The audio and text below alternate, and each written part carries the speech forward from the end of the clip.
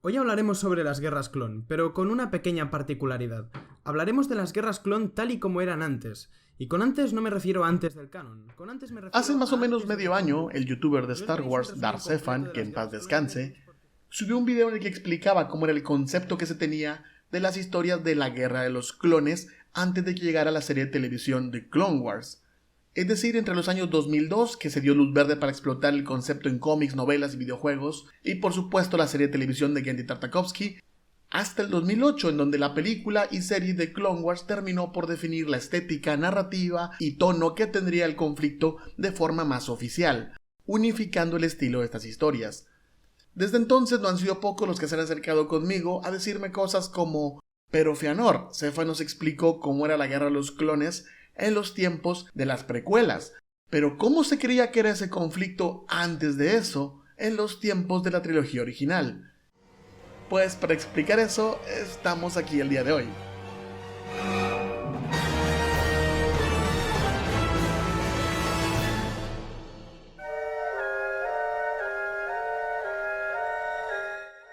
El concepto de la guerra de los clones es algo que formó parte de Star Wars desde el comienzo, un conflicto bélico presentado como trasfondo de la historia para dar verosimilitud a ese mundo fantástico que Lucas nos estaba presentando.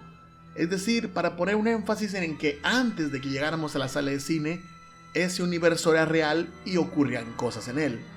Siguiendo esta premisa, la guerra de los clones es mencionada en dos ocasiones durante el episodio 4, cuando Luke Skywalker le dice a Obi-Wan que su padre no combatió en la guerra de los clones, sino que era piloto de una nave de carga, lo que es corregido por Kenobi para decir que su padre y él combatieron juntos en la guerra como caballeros Jedi.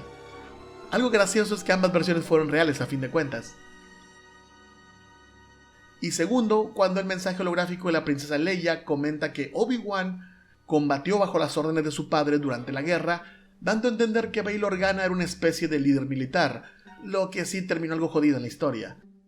Desde entonces, en los años de la trilogía original, las referencias a dicho evento comenzarían a llegar en cómics y novelas, en el recientemente creado, aunque aún no llamado, universo expandido, pero siempre con muchas reservas. En la mayoría de los casos serían referencias temporales, como que algún personaje dice que cierta nave o maquinaria ya era vieja para los tiempos de la guerra de los clones, como ocurre en la novela Han Solo y el legado perdido, o La vieja confiable, hablar de Obi-Wan Kenobi mencionando que combatió en la guerra, como ocurre en los cómics de Marvel número 8, número 53, etc.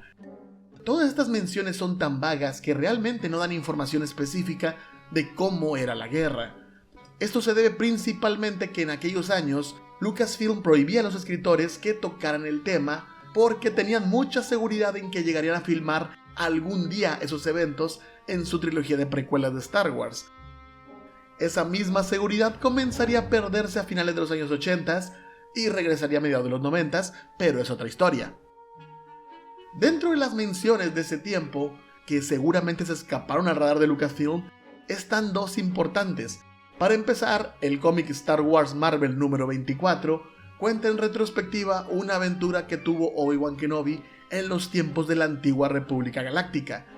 Aunque realmente no se menciona la guerra de los clones en sus páginas, notamos algunos detalles, como que Obi-Wan ya tiene el rango de general, aunque también es un caballero Jedi activo, confirmando una idea recurrente que se tenía en aquellos años, que la guerra de los clones y la purga Jedi estuvieron separados por un periodo de tiempo de al menos varios años, y también podríamos agregar que no parecía que estuviera tan generalizado que todos los Jedi hubieran participado en la guerra. Obi-Wan y Anakin sí, por supuesto, pero el resto no estábamos tan seguros. Otra referencia importante es la que apareció en Star Wars Marvel número 68, cuando la princesa Leia viaja al planeta selvático Mandalore. ¿Selvático? ¿Cómo que selvático? ¿Quién escribió este guión? ¿Marinette? ¿Qué? Te juro que así viene en el cómic.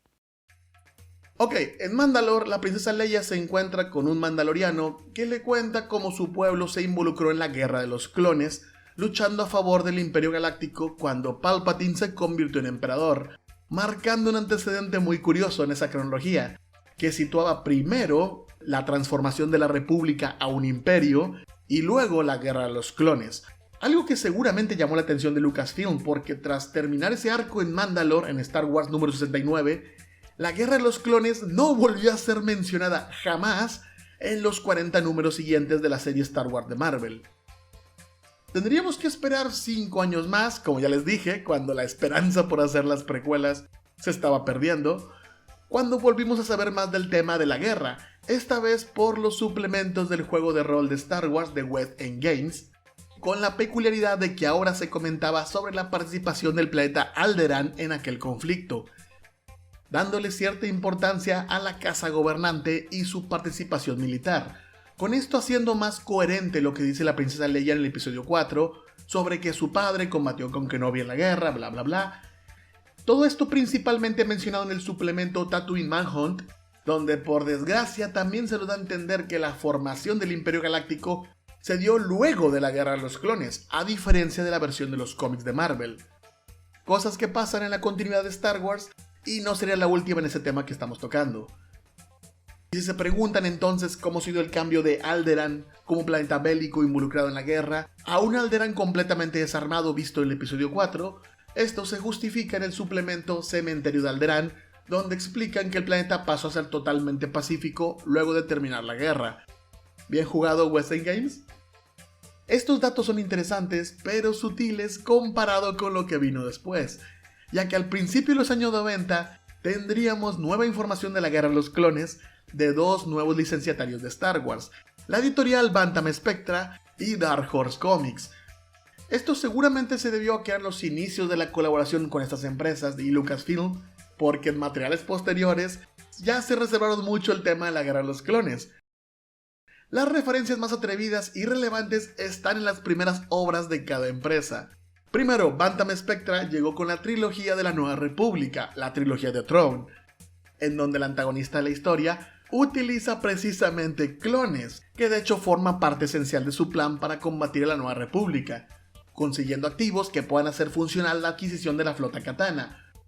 Una estrategia que no pocos personajes de la novela identificaron como parecida a la que se utilizó en la Guerra de los Clones, dando por sentado que precisamente se combatió contra un ejército de clones en dicha guerra. Parece algo bastante obvio, más a estas alturas, pero antes de la trilogía de la Nueva República, nadie había mencionado siquiera que los clones tuvieron una participación activa en la guerra. Aunque ojo, cuando se habla de ellos, parecen más como en el perfil de un villano, como alguien contra quien la República combatió.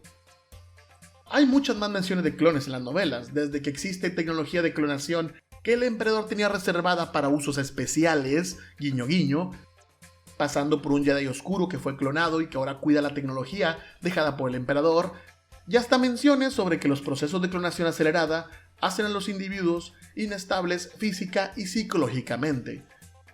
Pero lo más relevante de todo es que ahora tenemos fechas. Así es, el autor de las novelas, Timothy Zahn, fue lo bastante osado como para hablar de fechas en el universo de Star Wars, aunque tales datos no se conocían con exactitud.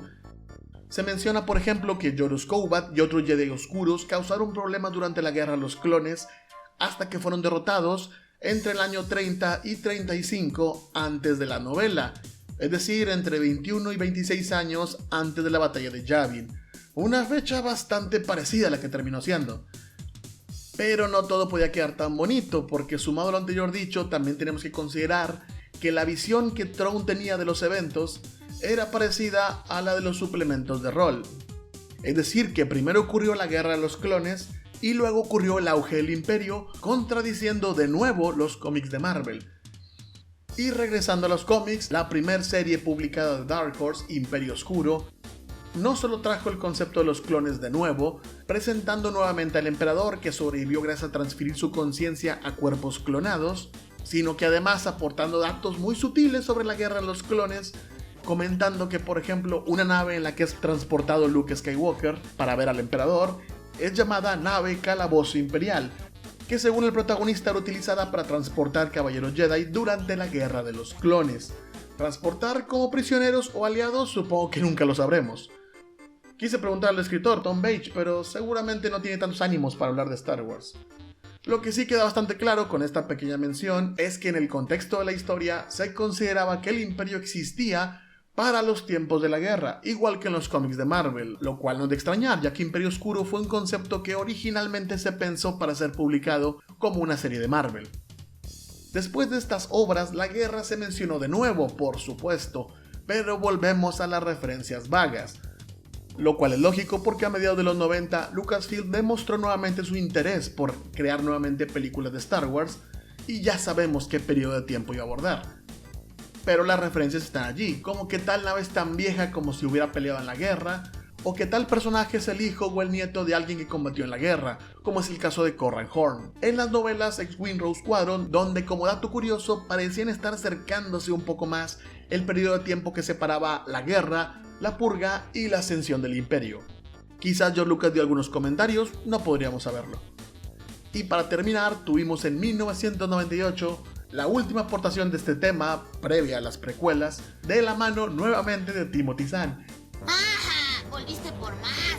En su novela Visiones del Futuro, dice claramente que la guerra comenzó 60 años antes de los tiempos de la novela, lo que sería 41 años antes de la batalla de Yavin.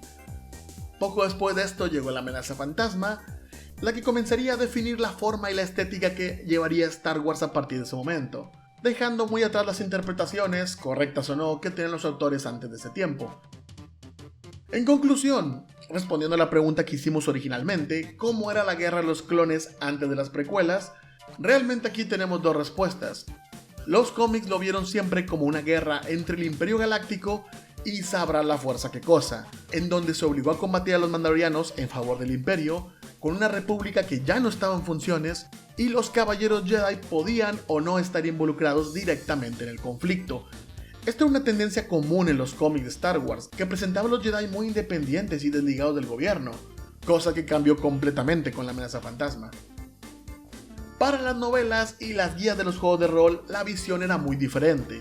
La Guerra de los Clones fue el último gran conflicto de la antigua república, donde los caballeros Jedi combatieron con otros sistemas como Alderaan, contra una especie de ejército de clones controlados por, no sé, Maul. Ocurrido entre el 41 al 26 o 21 antes de la batalla de Yavin, ¿sí? Según fecha de Timothy Zahn.